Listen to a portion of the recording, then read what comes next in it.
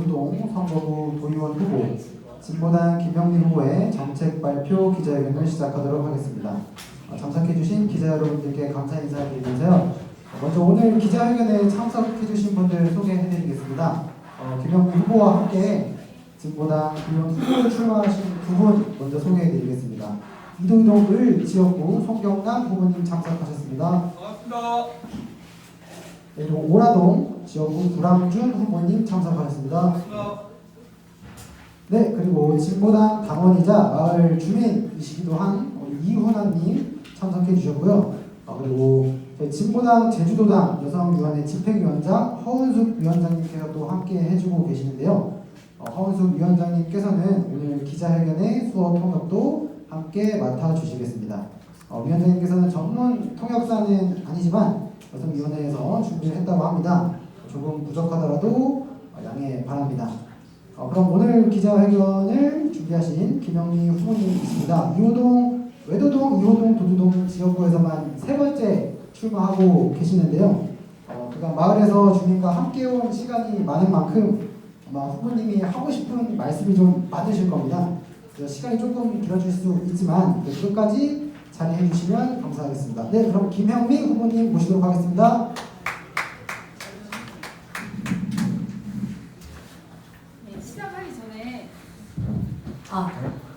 뒤늦게 오신 우리 기자님들한테 너무너무 죄송합니다. 제가 저희 이렇게 준비한 자료가 3개인데요. 지금 기자회견 전문이 지금 다 떨어져서 지금 못 드리고 있는데 죄송합니다. 사회자한테 그 명함을 주시면 저희가 파일을 보내드리는 걸로 하겠습니다. 제가 매번 기자회견 할 때마다 종이가 남는 게 너무 아까웠거든요. 그래서 기자님들이 많이 왔으면 하는 바람도 있지만 혹시 남을까봐 이제 좀 적당히 했는데 부족하게 돼서 정말 죄송합니다.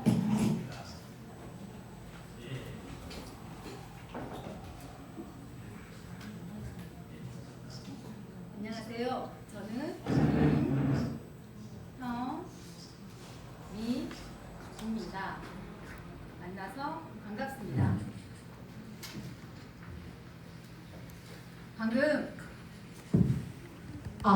방금 제가 수어로 인사를 드렸습니다.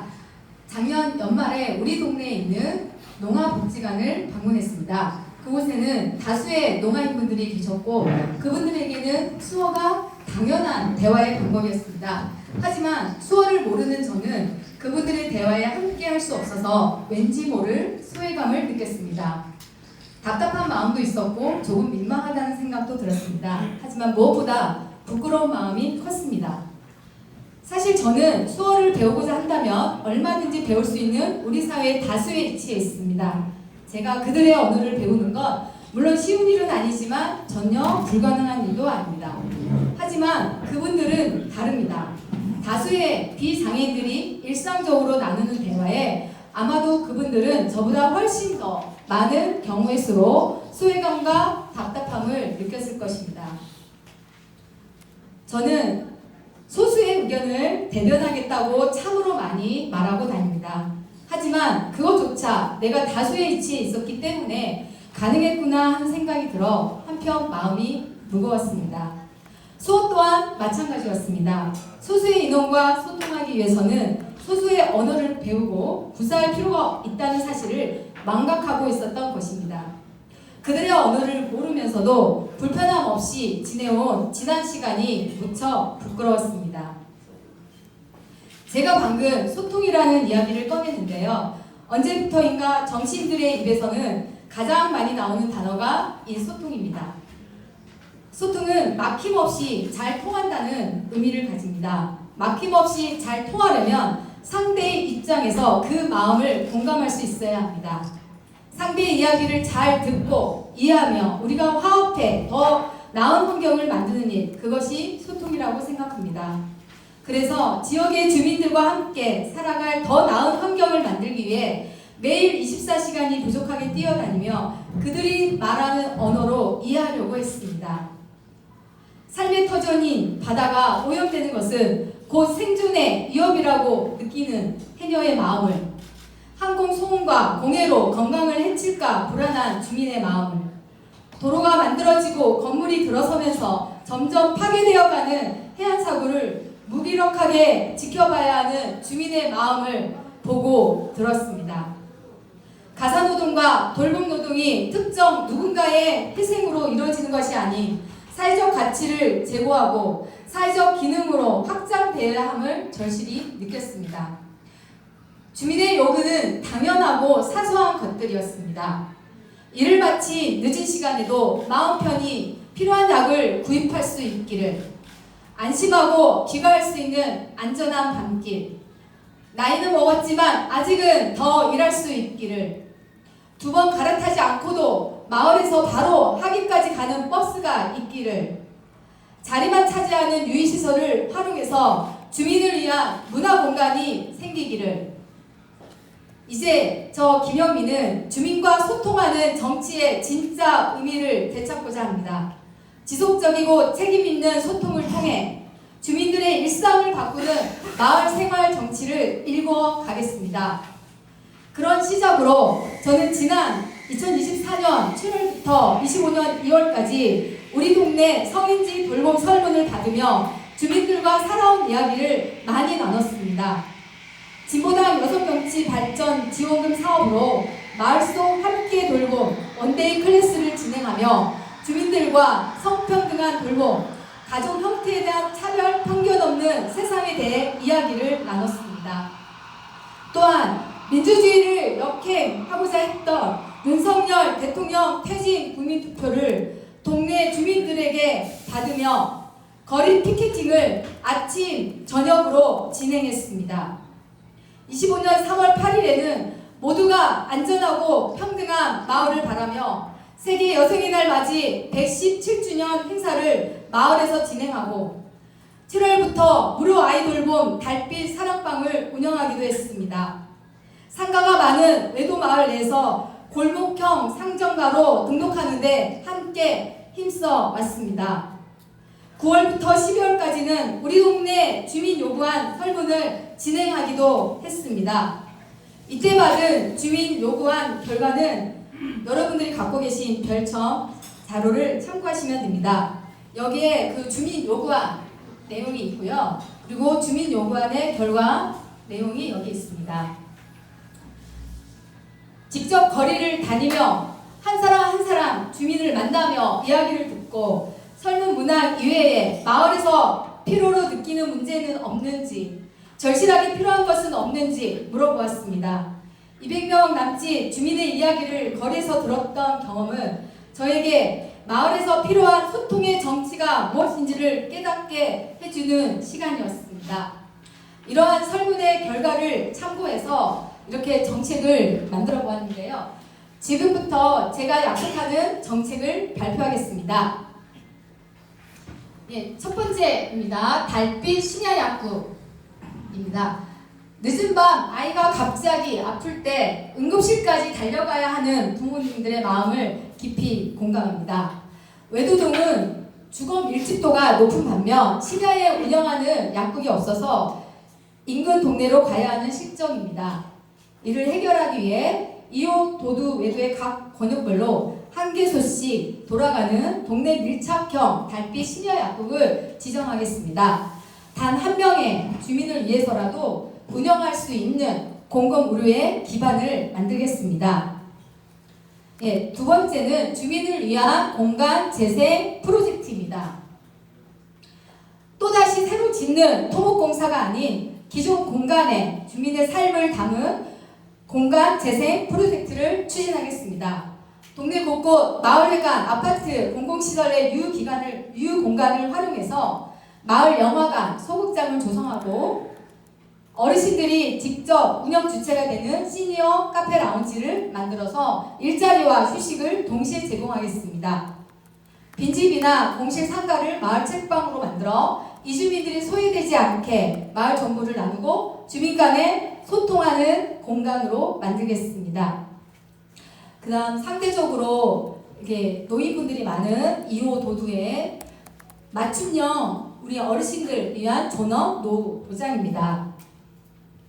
새롭게 시작되는 통합돌봄의 공공성 강화로 제주도가 직접 운영하는 통합돌봄 체계로 전환 사회서비스원을 확대하여 상대적으로 65세 이상 노인이 많은 우리 동네에 한 분도 빠짐없이 집에서 돌봄을 받을 수 있도록 시범마을로 유치하겠습니다. 앞서 언급한 유휴시설 재생공간 관리 인력으로 어르신들을 우선 채용함으로써 일하고자 하는 어르신들이 참여할 수 있는 노인공공 일자리를 대폭 확충하여 고독사 없는 마을을 만들겠습니다. 네, 다음 네 번째입니다. 여기 네 번째입니다. 공항 소음과 분지, 악취로부터 주민의 건강 주권을 지키겠습니다. 수십 년간 공항 인근 주민들은 소음뿐만이 아닙니다. 항공유 분지, 타이어의 마찰로 인한 악취로 호흡기 질환 등 일상적인 고통을 견뎌왔습니다. 현행 지원책은 오로지 소음에만 국한되어 있습니다. 이것을 소음 피해 대책위가 아닌 전반적인 공항 피해 대책위로 확대 개편해서 도정에서 직접 오염원과 주민 질환 간의 상관관계를 정밀 역학 조사하도록 하겠습니다. 이를 근거로 특수 건강 검진비와 질환 판정 시 치료비와 약제비를 실비로 지원하는 조례를 제정하겠습니다. 또한 행정 편의적인 지원 선긋기가 아닌 피해 인근 지역까지 지원 범위를 확대하겠습니다. 그리고 다섯 번째입니다. 서부권 공공마을 순환버스를 도입하겠습니다. 그동안 버스 노선은 주민의 생활 동선보다 수익 중심으로 설계돼서 등하교 시간 혼잡과 배차 간격 불일치라는 불편을 초래했습니다. 이제 실제 이용자인 주민이 주도하는 교통 정책이 필요합니다. 마을에 꼭 필요한 노선을 직접 디자인하는 주민 참여형 노선 결정제를 시범 운영하겠습니다.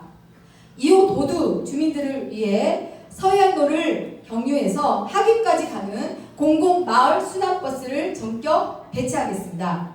그리고 외도의 경우는 학생들의 이동권을 위해 320번 노선의 등하교 시간대 배차 간격을 획기적으로 단축하여 노선 주권이 살아있는 편리한 서부권 교통망을 완성하겠습니다.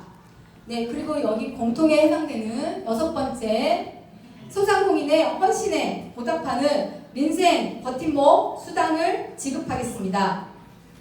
농민들의 농익적 가치를 인정해 수당을 지급하듯 지역경제 활성화에 기여하는 소상공인들에게도 사회 안전망으로서의 직접 지원이 반드시 필요합니다. 소상공인 경영안정 수당 조례를 신설해서 연 20만원부터 단계적인 직접 지원을 시작하겠습니다. 그리고 현행 골목형 상점가 지정 기준을 완화해서 오늘의 상품권과 농협 상품권이 일반 소상공인 매장에서도 활발히 사용될 수 있도록 제도를 개선해서 지역 내 소비가 골목으로 흐르는 선순환 구조를 만들겠습니다. 마지막 일곱 번째입니다.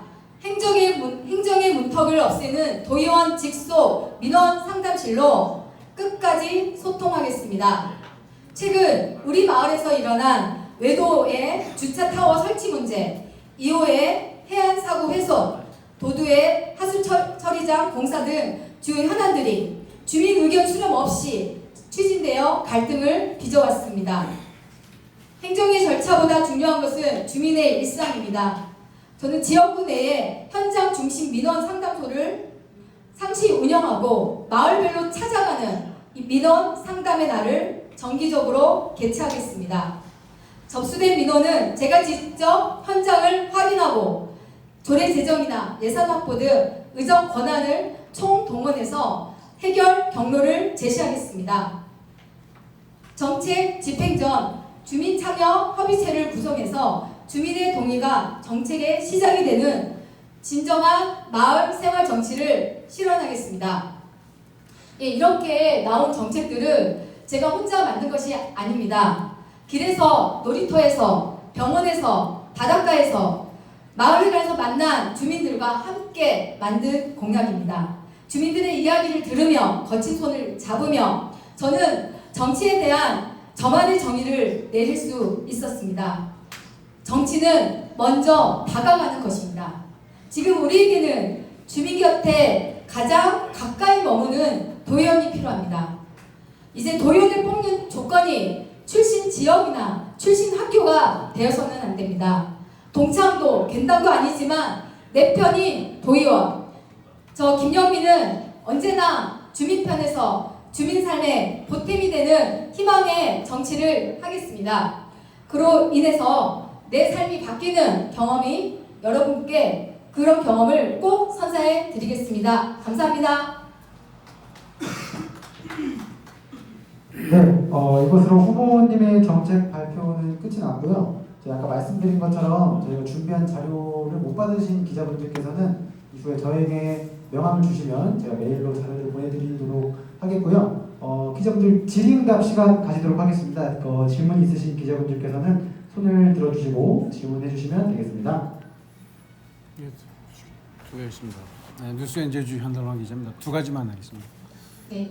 한 7가지 공약 내걸었는데 저기서 김영미 후보다운 대표적인 거, 내가 도의원 되면은 반드시 이것만은 하겠다는 거하고, 저 도의원 직속 민원 상담실 보니까 도의원들은 부르면 언제든지 찾아가는 그런 거였는데 민원 상담실 해버리면 한 단계가 더 만나기가 어렵다는 그런 의미로 익히는데, 그럼 도의원 김영미 의원만 직속 민원 할 겁니까? 아니면 전체 도의원을 한다는 겁니까? 그걸 말씀해 주십시오.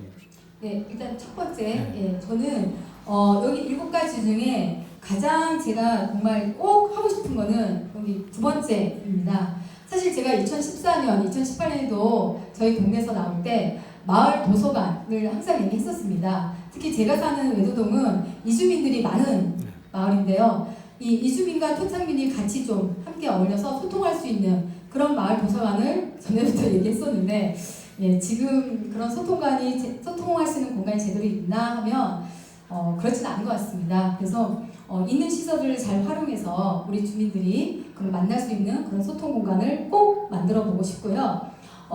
그리고 두 번째는 이거를 꼭 하고 싶습니다. 왜냐하면 최근에 계속 일어나고 있고 제가 주민들을 더 만나고 파고들면 파고들수록 정말 많이 느끼는 건 행정이 진짜 일방 행정입니다.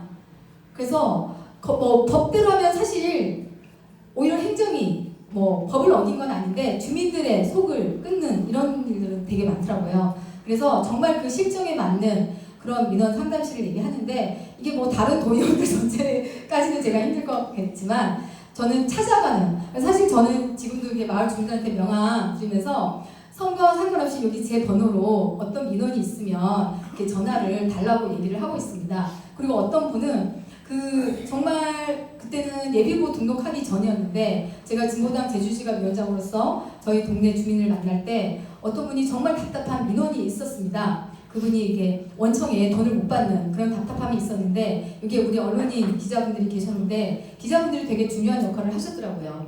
아무리 행정에 가도 말이 안 먹히고 동사무소는 더더욱 힘이 없고 그랬는데 언론에 한번 나오고 나서 그때 도의원들이 움직였다고 하더라고요. 그래서 정말 그렇게 겨우 해서 해결되는 게 아니라 제가 정말 저한테 연락하면 제가 진짜 그 현장을 방문해서 어떤 건지, 지금도 저희 도도에서 하수정말 처리장이다, 해상구다 이런 일이 있을 때 과연 현장에 도의원이 몇 번 올까 이런 얘기를 주민들이 아쉬워서 합니다. 그래서 직접 찾아가는 그런 민원 상담실을 얘기하고 있는 겁니다. 네. 질문하겠습니다. 네. 활발하게 동네 주민들을 만나고 이런 해결을 위해서 뛰는 거 보니까 감사의 말씀을 드립니다. 저희가 주시지 않죠? 네. 질문 하나 하겠습니다. 민생 버팀목 수당을 지급하겠다. 그러니까 네. 농민수당 같이 농민수당이 40만 원이 50만 원이 주는 건데, 이 소상공인 경영 안정 수당을 20만 원씩, 처음에 20만 원씩. 네. 요거에 대한 예산은 얼마나 들고, 예산은 또 어디서 할 수 있는지, 할 수 있는지 그걸 좀 말씀해 주세요.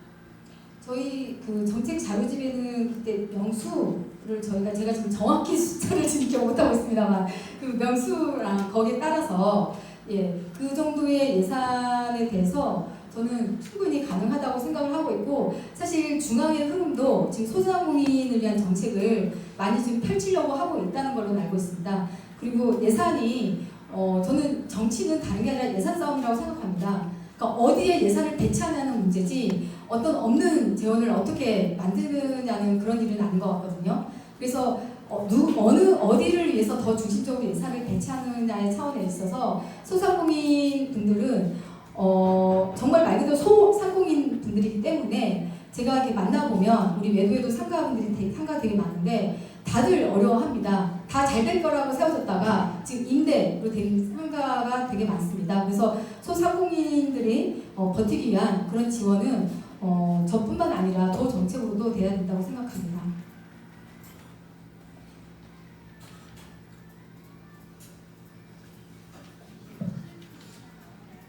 질문할 게 있는데 여기 7번에 보면 네. 그 보안 지속 민원 상담실로 끝까지 소통하겠다. 이건 매번 후보들이 계속 그런 공약을 내세우기도 하고 그런 약속을 걸긴 하는데요. 막상 도원이 되고 나면 초반에만 잘 하다가 이게 어느 순간 좀 스탑되는 경우가 있거든요. 이 약속에 대해서는 변함이 없으신지 정말로 꾸준하게 가실 생각이 있으신지. 네, 당연하지만 또 한 번 더 말씀을 드리면 그쵸. 예, 그렇지 않으면 제가 늘 그때 어디였죠? KCTV 기자가 왔을 때도 그런 얘기 했는데 그냥 저의 어떤 정치적인 그런 야심 그런 것만이면 이렇게 고생하지 않지 않습니까? 저희 주민들의 반응은 정말 고생한다 이런 얘기를 많이 하시는데요. 네, 제가 이렇게 고생한 건 저만 좋다고 하는 게 아니잖아요. 주민들과 함께 주민들의 그런 민원을 진심으로 정말 헤아리고 함께하는 말뿐인 정치가 아닌 실제 희망을 주는 정치를 꼭 저는 실현하고 싶습니다. 근데 그런 의미에서 이제 다른 당보다는 아무래도 리소스와 좀 적게가 하고 좀 쉽지 않은 시간이긴 할 건데 네. 그래도 후보님께서 이제 조례나 이런 것들 어떤 식으로 그냥 이거 실현해 보실 수 있는지 이게 좀 솔직히 쉽지는 않은 거거든요. 그러니까 꼭 조례가 아니어도 어쨌든 제가 좀 다른 도의원에 비해서 그런 좀 선도적인 모범을 보여서 예를 들면 저만의 오늘은 넷째 주 무슨 요일은 민원을 듣는 날 이렇게 찾아가는 날 이렇게 정해서 그걸 항상 우리 마을에서 실천하는 게 중요하다고 생각합니다. 그러니까 사실 주민들이 그런 말을 해요. 당선되고 나면 별로 찾아오지 않는다. 그냥 보통 자생단체들 행사했을 때 그럴 때 얼굴 정도 비치는 거다라고 얘기하는데 그런 자생단체에 속해 있는 주민들이 몇 대일까요?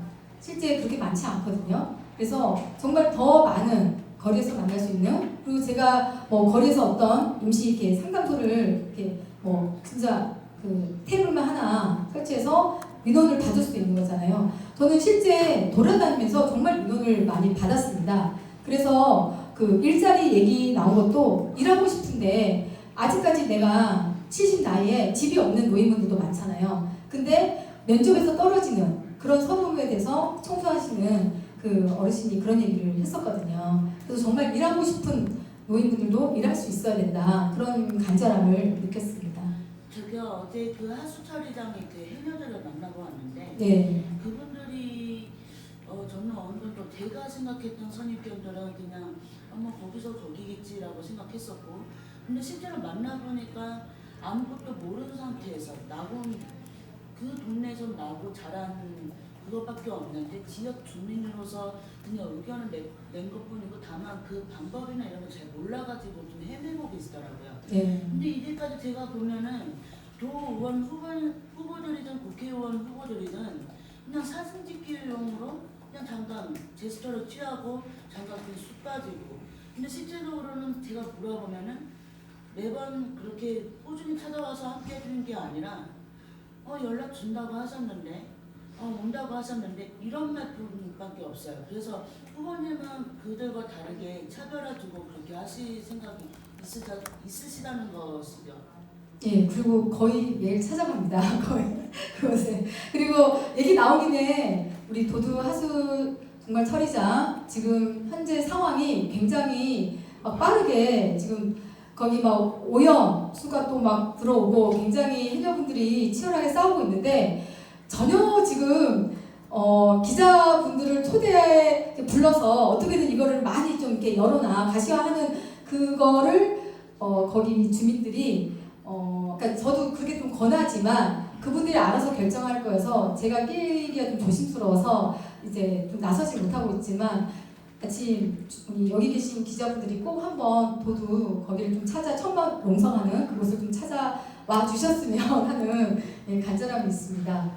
예, 그래서 저는 제가 가면 농담으로 지금 이 시간에 명함 돌려야 되는데 여기 왜 왔냐라고 농담으로 이렇게 얘기하시는데 예, 그렇죠. 예, 거기뿐만 아니라 정말 좀 필요한 곳에 저희는 좀 발로 뛰는 진짜 찾아가는 도연이 있어야 한다고 생각합니다. 네, 정말 쉽지 않은 도전이긴 하지만 잘 하실 거라고 저는 믿고 응원하겠습니다. 네, 꼭 되겠습니다. 예, 사무실 개소식은 언제? 이번 주 일요일입니다. 예, 광고하겠습니다. 이번 주 일요일 2시에 저희 선거 사무실 개소식이 있습니다. 네, 와주시면 감사하겠습니다. 우정로 58 3층입니다. 예, 마지막으로 저뿐만이 아니라 우리 진보당, 우리 도의원 후보나 도지사 후보나 우리 진보당이 정말 진정으로 뿔뿔이 민주주의, 마을 생활 정치를 위해서 열심히 뛰고 헌신하고 있습니다. 저희 진보당이 좀 더 약진할 수 있도록 우리 기자님들도 잘 좀 취재 보도 부탁드리겠습니다. 이상 마쳐도 될까요?